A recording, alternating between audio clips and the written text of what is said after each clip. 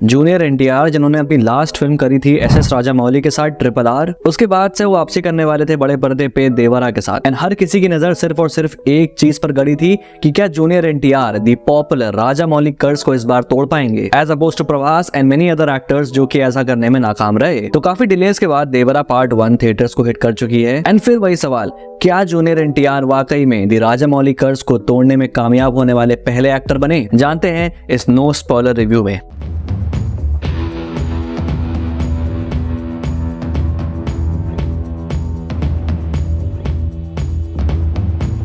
तो सबसे पहले देवरा के बेसिक सिनॉप्सिस के बारे में बात कर लेते हैं। तो फिल्म की कहानी एक समुद्र के पास बसे रत्नागिरी नाम के एक माउंटेन विलेज के ऊपर बेस्ड है, जहाँ पे एक जमाने में कुछ वॉरियर्स रहते थे जो कि उस समुद्र को ब्रिटिशर से प्रोटेक्ट करते थे। एंड उस समुद्र का नाम लाल समंदर पड़ गया because of all the blood जो कि उन वॉरियर्स ने उस समुद्र में लोगों को मार के बहाया है। लेकिन भारत के आजाद होने के बाद से उन वॉरियर्स का काम खत्म हो गया, जिसके बाद से उनकी जो अगली पीढ़ी है वो पायरेट्स बन गई, जिनको देवरा लीड करता है, जो कि अब मुर्गा नाम के एक आदमी के लिए काम करते हैं एंड उसके स्मगल किए हुए सामान को शिप पर से चोरी करते हैं, वो भी 20 समुद्र में से। Although Devara is not very proud of what he does and killings के भी वो अगेंस्ट है, लेकिन वहीं सैफ अली खान का जो कैरेक्टर है भैरा, उसका माइंडसेट दूसरा है एंड वो एक पूरा बारबैरिक इंसान है जो अपने एंड्स को अचीव करने के लिए कुछ भी और किसी भी हद तक जा सकता है। लेकिन इसके बाद से कुछ अनएक्सपेक्टेड टर्न ऑफ इवेंट्स होते हैं, जिसके बाद से देवरा पायरेट्स के अगेंस्ट चला जाता है एंड देन साथ ही साथ कसम भी खाता है कि वो अब से किसी और को समुद्र में लुटेरों वाला काम नहीं करने देगा। और अगर किसी ने कोशिश करी एंड देन कुछ समय बाद देवरा अचानक से गायब हो जाता है, लेकिन वो अभी भी अपने काम को शैडोज से जारी रखता है एंड उसके डर से रत्नागिरी में हर कोई लुटेरे वाला काम छोड़ देता है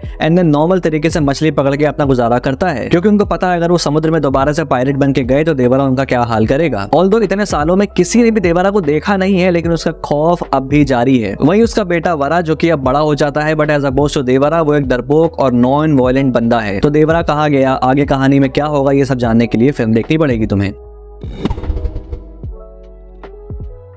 फर्स्ट ऑफ ऑल जो एक चीज तुम्हें समझनी है देवरा के बारे में वो ये है कि एक प्योर कमर्शियल मास एंटरटेनर है। It is not some cinematic spectacle जो कि ऐसा कुछ ऑफर कर रही है जो कि तुमने आज से पहले ना देखा हो, कोई बहुत ही extraordinary writing as such. Mass और एलिवेशन सीन से लेस ये कमर्शियल एंटरटेनर है जो कि फर्स्ट हाफ में अपना पर्पस पूरा करती है। Like come on, to be honest film entertaining तो है, तुम्हारा अटेंशन ग्रैब करती है, एंगेजमेंट क्रिएट करती है।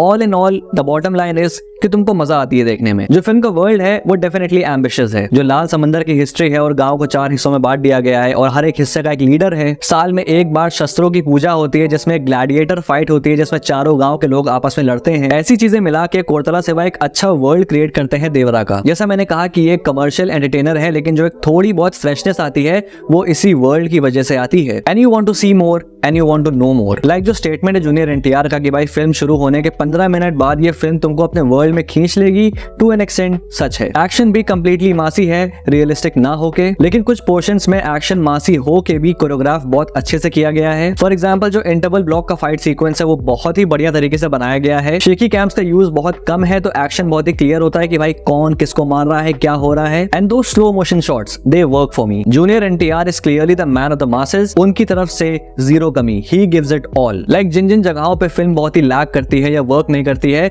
वहां पे जूनियर एनटीआर उस फिल्म को बहुत ही फर्मली होल्ड करके रखते हैं। चाहे एक्शन सीन हो, इमोशनल सीन हो, ही ओन्स ऑल दोस फ्रेम्स। उनके पास काइंड ऑफ एक ऑरा है जिसके बारे में मैंने पहले भी बात करी थी एंड इट शोज मेनली देवरा के कैरेक्टर में। वारा के केस में उनको ज्यादा कुछ शोकेस करने को नहीं मिलता, बट उसका दोष मैं राइटिंग को दूंगा। लेकिन देवरा का जो कैरेक्टर है जिसको प्रॉपर सेटअप और आर्क मिला, वहां पर ही शाइन्स। सैफ अली खान इज बहरा वर्क एज अनदर पिलर जो फिल्म को सपोर्ट करते हैं। लाइक वो एक क्रेजी विलन है, but at the same time उनके अंदर एक सटलिटी है जिसकी वजह से तुमको पता है कि भाई एक बुरा आदमी है, लेकिन किस लेवल का बुरा आदमी है ये नहीं मालूम। जो थोड़ा रूथलेस वाला पार्ट है उनके कैरेक्टर का, it reminded me a lot of his character Langda Tyagi from Omkara. As a villain जो हीरो के अगेंस्ट प्रेजेंस होनी चाहिए स्क्रीन पे, वो उसको मेंटेन रखते हैं। Prakash Raj as Singappa is excellent. Janhvi Kapoor she is अगर उसके लिए मतलब देखने जा रहे हो तो सेकंड हाफ में जाना थिएटर में। Apart from that acting wise मुझे फील हुआ कि she was trying to put some effort this time. Sadly उसका कोई मतलब नहीं रहता because at the end of the day she is just an eye candy. और ऐसे पहाड़ों के बीच में गांव में ऐसी फ्लॉलेस ब्यूटी को दिखा के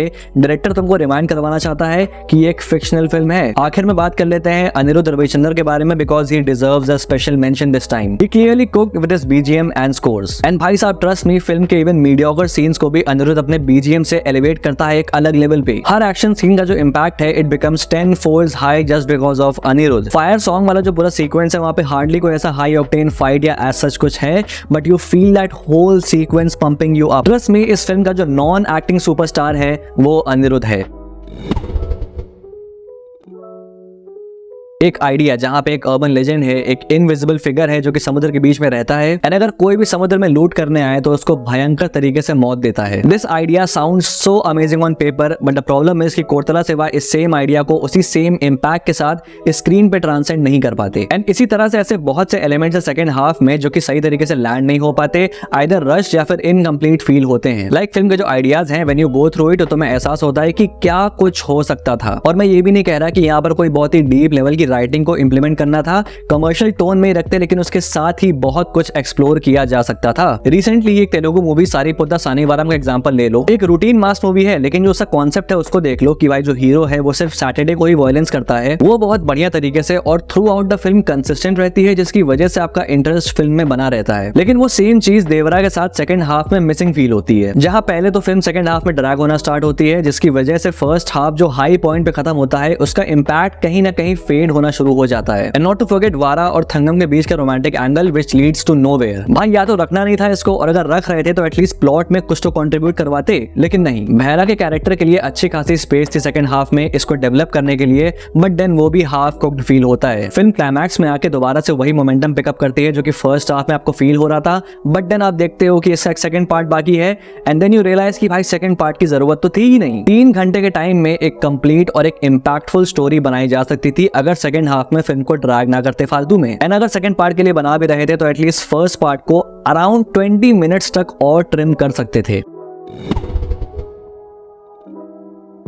Overall, Devara is a decent mass entertainer with many high moments, electrifying first half and an underwhelming second half, for which the climax makes up। ज्यादा लॉजिक सोचे बिना अगर तुमको एक अच्छा टाइम पास करना है तो तुम इस फिल्म को देखने जा सकते हो, लेकिन अगर तुम कोई सिनेमैटिक इनोवेशन देखना चाहते हो then this film is a hard pass for you। तो भाई ये था मेरा देवरा का रिव्यू। बाकी तुम्हारे क्या थॉट्स हैं अगर फिल्म देख चुके हो तो कमेंट बॉक्स में लिख के बताना, और अगर वीडियो पसंद आए तो लाइक कर देना, और अगर पहली बार यहाँ पे आए हो तो सब्सक्राइब करना मत भूलना ऐसी और वीडियोस के लिए। Till then, this is your Pop Culture and signing off. We'll see you guys in the next video and thanks for watching.